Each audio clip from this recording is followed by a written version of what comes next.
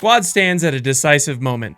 For months, the community has spoken with one voice. It has described a game pulled down by performance problems, uncertain gunplay, and gameplay that is just stale. I gathered those concerns into a full community report after I conducted some research, which, by the way, I appreciate all of you that responded to my own research, and not just Offworld's. Offworld used that report and their own in a company-wide summit, and now the new lead game designer has stepped forward and spoken with clarity about the path ahead. I'm Urso, and let's dive in. To set the stage, here's what the community data revealed. Hundreds of players spoke, and their answers formed three clear pillars. Nearly 70% reported major optimization problems. 71% faced crashes and persistent bugs across every level of hardware. 78% pointed to suppression and visual overload as the central problem. 61% described recoil as unpredictable. 35% raised concerns about hit registration. 83% struggled with spawn reliability and objective flow. 78% spent more time moving than fighting.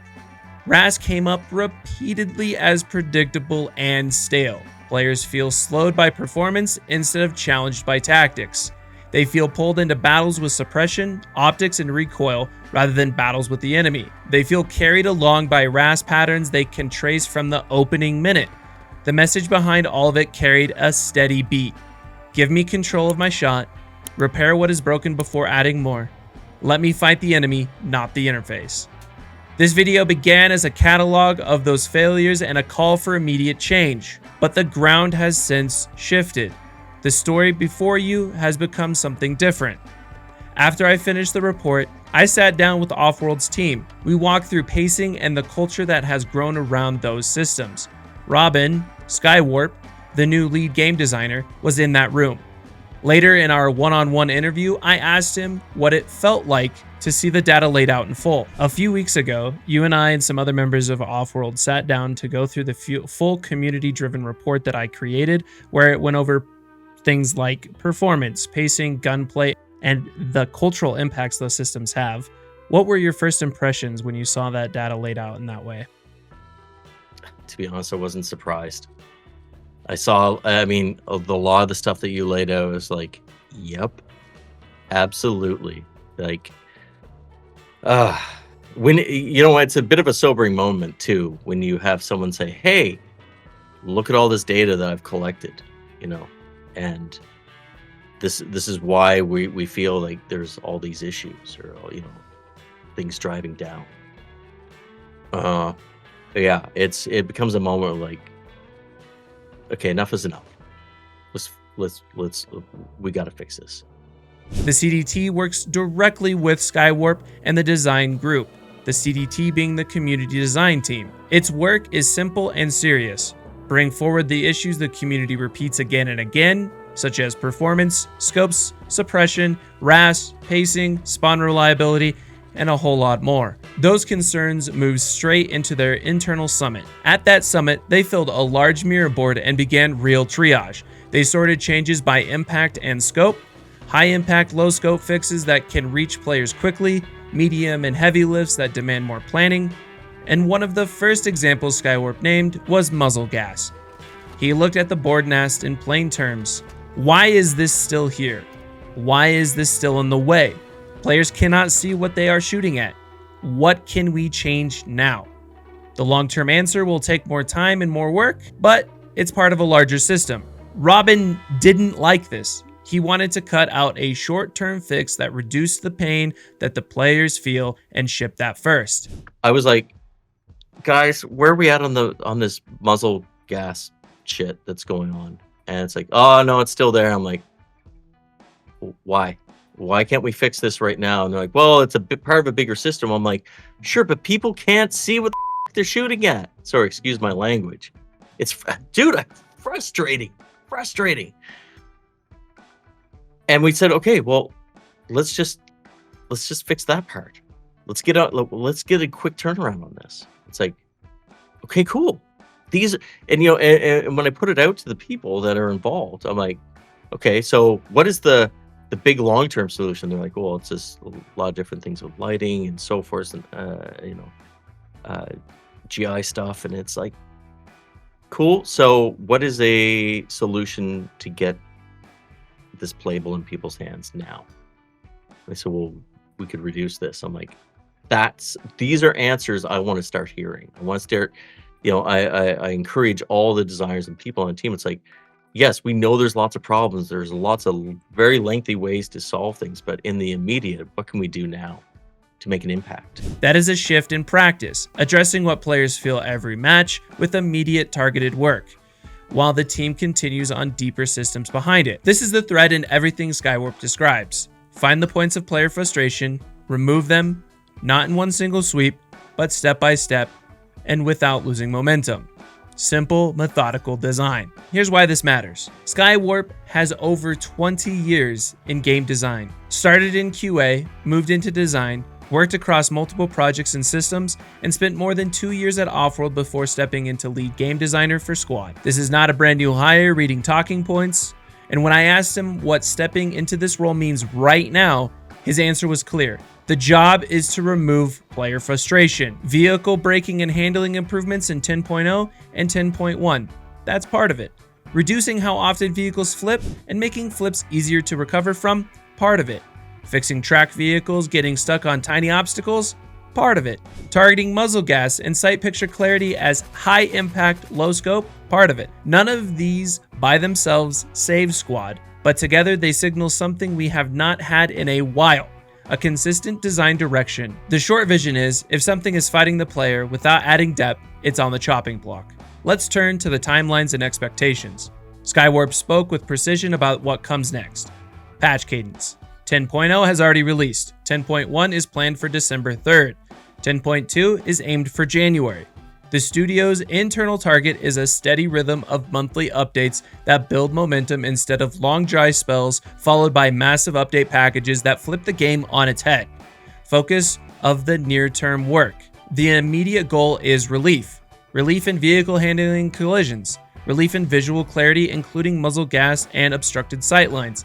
Relief in gunplay through early steps on suppression, scope behavior, and consistency. The plan is clear. Put experimental changes, especially gunplay, into open playtests. Collect structured responses through questionnaires. Shape the next round of work with that data. This approach establishes a real mechanism for change, and it stands in place of the silence the community felt for too long. Small steps towards improvement guided by the community. Now to the bigger topics like RAAS, performance, and onboarding. When I asked Skywarp directly about RAAS and game modes, he didn't shy away. He agreed that many of us already know this. RAAS becomes predictable. Veteran players can often call the flow of a layer in the first minute. That leads to the rush meta, stale mid games, and long stalemates. He confirmed that they talked about RAAS and game modes at the summit. They want to make RAAS less predictable and more dynamic, but those changes sit in the medium-high effort category with medium-high impact bucket. You should not expect RAAS to be reinvented by 10.2, but what you should understand is that it is on the long-term design radar. Play better for the player experience. I know that a lot of players feel like they get into stalemates, they play a RAAS layer and they already know where it's going to go in the first 2 seconds because it always goes there. It's random, but it's it's not really random. Like you can predict it based off. Yeah, exactly. If you're a veteran player, that's another thing. Like, they'll be like, yeah, go up to this point because we know the pattern. And so you get people rushing up ahead, to take these, once the other point gets captured. Small fixes to gunplay vehicles will help remove the barriers that make RAAS feel stale. Attacks stall out because the gunplay and systems around it fail. By fixing those, it will help remove the pain that we all feel with RAAS to some degree. On performance, Skywarp did not pretend it's easy or quick. He acknowledged lower end and mid-tier PCs struggle. Performance issues have split friend groups, some simply cannot play anymore. Optimization is not optional. It has to improve over the next year. He framed it in social terms. Optimization, like we've got to do this. We have to. This is not something that goes, whatever.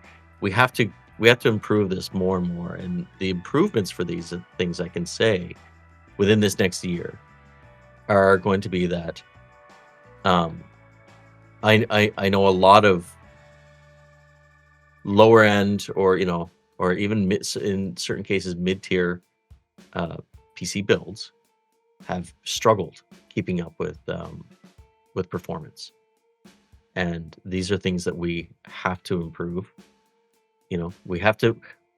Your friends, I know some people are like, well, I don't play with my buddies anymore because they can't play, or they're frustrated they can't play it or whatever.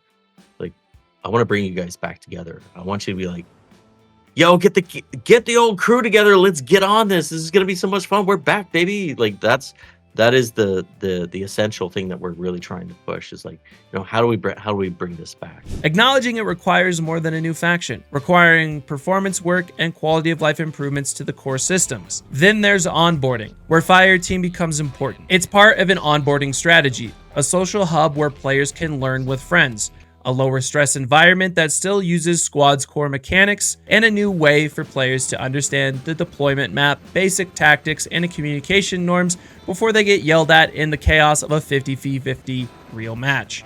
At the end of the day, the goal is accessibility without losing identity, not turning squad into Battlefield. Instead, make the best squad experiences more reachable and repeatable. Now, I want to highlight the most candid part of our conversation. This is where the rubber meets the road. We talked off script about PIP scopes, or picture-in-picture scopes, ICO, or infantry combat overhaul, and all frustrations infantry players feel. Suppression, visual clutter, sway, recoil, and the pure I can't see or hit anything problem we all face. I told him plainly, as an infantry-focused player, the game isn't fun unless those systems improve quickly. I do not see the masses praising pip scopes. Rolling back or reworking that system would not be betrayal, it would be ownership. And his response was key. He said he feels the same frustrations. He does not want players fighting the optics, the suppression, and the gun more than they fight the enemy. He wants to fix these things, but it will come in pieces, not in one giant patch. He also said something that really matters for the trust of the player. Sometimes they will have to let go of features they invested in if the time is wrong or the system simply does not work for the game's health. That includes hard calls, features that look good on paper but simply do not execute well, systems that take time and money but produce more frustration than depth. His messaging remained the same. You will not get everything at once. You will get small visible steps in good faith over time. Those steps must show with clear comparison that they are fixing real pain points for players.